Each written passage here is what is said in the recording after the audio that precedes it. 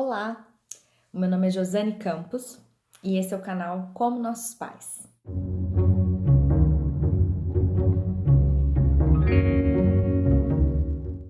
Eu tô muito feliz porque é o primeiro vídeo do canal. Já faz um tempo que eu venho pensando em compartilhar de algumas ideias relacionadas a esse campo da experiência humana, que são os relacionamentos, relacionamento entre pais e filhos, pais que moram juntos, pais que estão separados, relacionamento entre casais, da pessoa consigo própria, com o próprio corpo, com as próprias escolhas. Pensando em escolhas, quando a gente tem aquele dedo podre, que você sai de um relacionamento com uma frustração e você pensa, nossa, da próxima vez eu vou fazer diferente. E você vai lá e faz a mesmo tipo de escolha e você fala, puxa, por que eu fiz desse jeito? Essa questão das escolhas, o nome do canal, Como Nossos Pais, é o nome que eu venho pensando em razão de uma coisa que eu vou explicar aqui pra vocês. Eu assisti um vídeo do Belchior, que foi a pessoa que escreveu a música Como Nossos Pais, que é cantada pela Elis Regina. E eu assisti uma entrevista em que foi perguntado a ele o porquê desse nome, porque ele escolheu Como Nossos Pais. E ele dá uma resposta bem interessante, ele diz assim que a gente deveria dar continuidade aos sonhos dos nossos pais, mas ao mesmo tempo de que não deveríamos ser iguais. E aí, quando eu ouvi essa entrevista, eu fiquei pensando, bom, se ele queria ressaltar o aspecto da superação, digamos assim, de que não fôssemos iguais, por que ele dá o nome Como Nossos Pais? Que dá justamente essa ideia da identificação, né?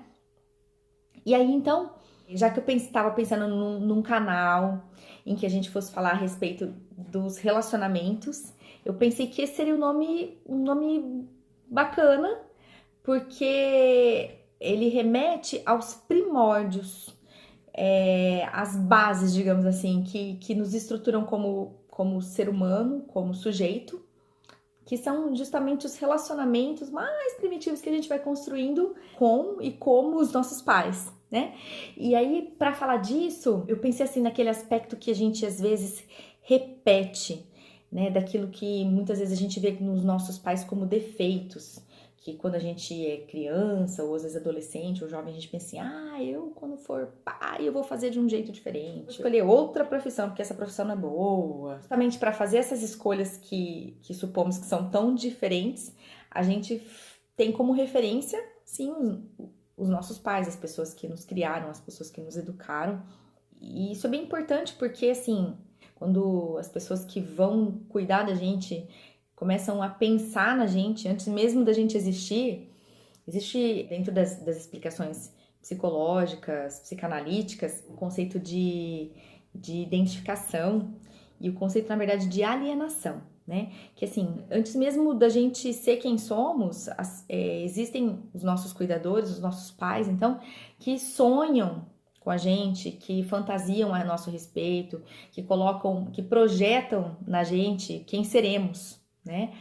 Nos dão um nome, nos dão uma identidade e através disso nos cuidam, né?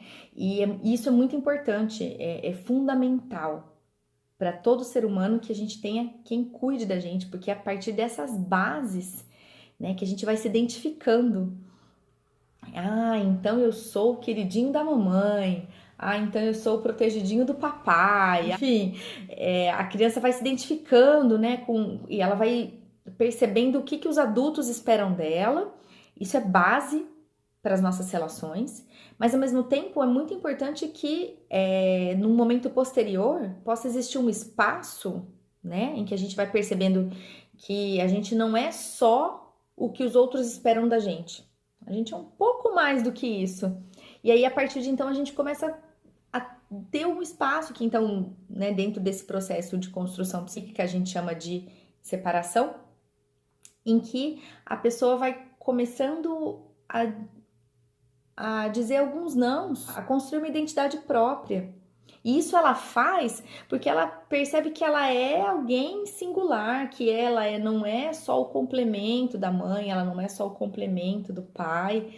E então, de alguma maneira, ela não fica como nossos pais, colada ali nos nossos pais, ela consegue transcender um pouquinho disso. A gente quer ser aquilo que as pessoas esperam da gente, aquilo que então nós vamos ser reconhecidos como bons filhos, como bons alunos, enfim. Por outro lado, a gente também quer ser quem a gente é, a gente quer descobrir quem é a nossa essência e a gente quer se relacionar com isso. Isso é muito interessante e assim, ao mesmo tempo que muitas vezes a gente quer transcender, então, muitas vezes a gente repete alguns aspectos e então a gente fica sempre nessa dialética de sermos diferentes, mas sermos também como nossos pais, de tudo aquilo que nos move e que nos constitui como seres humanos, de como a gente se relaciona com isso, porque é muito fácil a gente se relacionar com a parte boa de nós mesmos, mas é aquela parte que é difícil, aquela parte que a gente também não aceita, ou no outro, né, nas pessoas com quem a gente se relaciona que a gente não aceita, que a gente não gosta. Como é que a gente faz, né? Como é que a gente lida com essas escolhas? Porque quando a gente escolhe se relacionar com alguém, é aquela pessoa por inteiro. E muitas vezes a gente quer se relacionar só com a parte boa, com a parte difícil a gente quer deixar de lado. Que a gente possa se responsabilizar pelas escolhas que a gente faz, dentro desse movimento que muitas vezes é repetitivo, criar alguns espaços para que sejamos nós mesmos, a partir desse movimento aí de alienação e de separação, que a gente vai se constituindo como somos, vai ocupando alguns espaços nessa vida e vai se relacionando com o outro.